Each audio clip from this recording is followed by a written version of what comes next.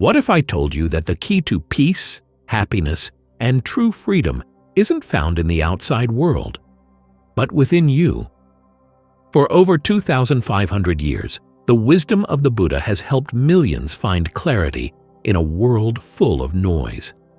But in today's fast-paced, hyper-connected life, these teachings are more relevant than ever. In this video, we'll explore 5 powerful lessons from the Buddha that can transform the way you think, feel, and experience life. And here's the thing. Each of these teachings contains a hidden truth that, once understood, can shift your perspective forever. Stick around until the end, because the last teaching reveals the one battle you must win to find unshakable peace. And it's not what you think. Let's dive in. You only lose what you cling to. This teaching highlights the paradox of attachment. The more tightly we hold on to something, the more we fear losing it, and the greater our pain when it inevitably changes or disappears. True freedom comes not from clinging, but from appreciating things without attachment. For example, think about a favorite possession, perhaps a phone or piece of jewelry. If you're overly attached, even a scratch or the idea of losing it might cause distress. But if you see it as something temporary to enjoy while you have it, you'll experience far less anxiety and suffering. To practice letting go, start by identifying something you're particularly attached to. Ask yourself, what would happen if this were gone tomorrow? Would I still be okay? This doesn't mean you shouldn't care about things or people. It means not clinging to them for your sense of happiness or self-worth. Meditation can also help cultivate this mindset. During meditation, focus on the impermanence of your breath. Each inhale comes and each exhale goes. This practice can gently remind you that life's ebb and flow is natural, and peace comes from embracing it. To live a pure, unselfish life, one must count nothing as one's own in the midst of abundance. This teaching encourages us to adopt a mindset of generosity and humility. Even when surrounded by wealth or abundance, the idea of ownership can create greed and division. By seeing our blessings as something to be shared, we can live more harmoniously and meaningfully. Imagine hosting a meal for friends. If you think of the food as mine, you might feel possessive or even reluctant to share. But if you see it as something to nourish and connect everyone, the act of giving becomes a source of joy and fulfillment. A simple way to practice this teaching is through acts of generosity. Whether it's sharing your time, skills, or resources, give without expecting anything in return. For example, if you have an abundance of clothes, consider donating to those in need. Additionally, reflect on how interconnected we all are. The food on your plate, the clothes you wear, and the technology you use are the result of countless people's efforts.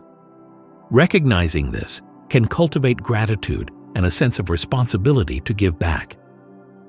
Peace comes from within. Do not seek it without. Here the Buddha reminds us that true peace isn't found in external circumstances, but in how we respond to life. We often think, I'll be at peace when I have more money, a better job, or the perfect partner. But external conditions are always changing, and relying on them for peace leaves us vulnerable to disappointment. Think of a lake. When the water is calm, it reflects the sky clearly, but when it's disturbed, the reflection is distorted. Similarly, when our minds are calm and centered, we experience peace, regardless of the chaos around us. To cultivate inner peace, establish a daily mindfulness or meditation practice. Even a few minutes of sitting quietly and observing your breath can help you feel grounded and centered. This habit trains your mind to find calm amidst external challenges. You can also practice reframing your mindset during stressful situations. For instance, if someone cuts you off in traffic, instead of reacting with anger, take a deep breath and remind yourself, their actions don't control my peace. Over time, this inner stability becomes your natural state. Better than 1,000 hollow words is one word that brings peace. This teaching emphasizes the power of meaningful communication.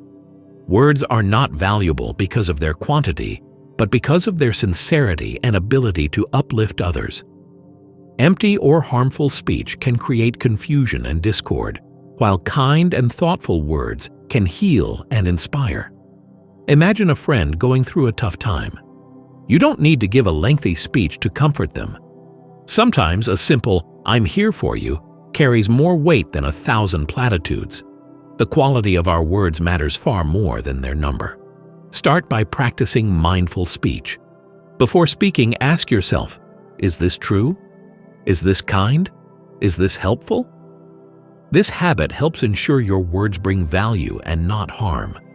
In conversations, focus on listening deeply rather than planning your response. When you do speak, aim to convey understanding and compassion. For example, instead of offering advice immediately, try saying, "That sounds really difficult. I'm here to support you." Thoughtful words like these can bring peace to others.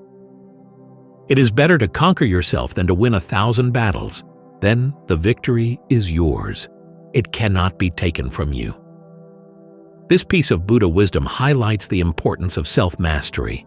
External victories, such as career success or defeating rivals, are temporary and can be taken away. But conquering your own mind, your fears, impulses, and ego is a lasting and profound achievement. Think of someone who reacts angrily when criticized. They may win by shouting louder, but their inner turmoil remains. Contrast this with someone who responds calmly and thoughtfully, having conquered their ego. True strength lies in self-control, not dominance over others. To practice self-mastery, start by observing your reactions. For example, when you feel anger or impatience rising, pause and take a deep breath. Ask yourself, is this reaction helping or harming me? This pause allows you to respond mindfully instead of impulsively.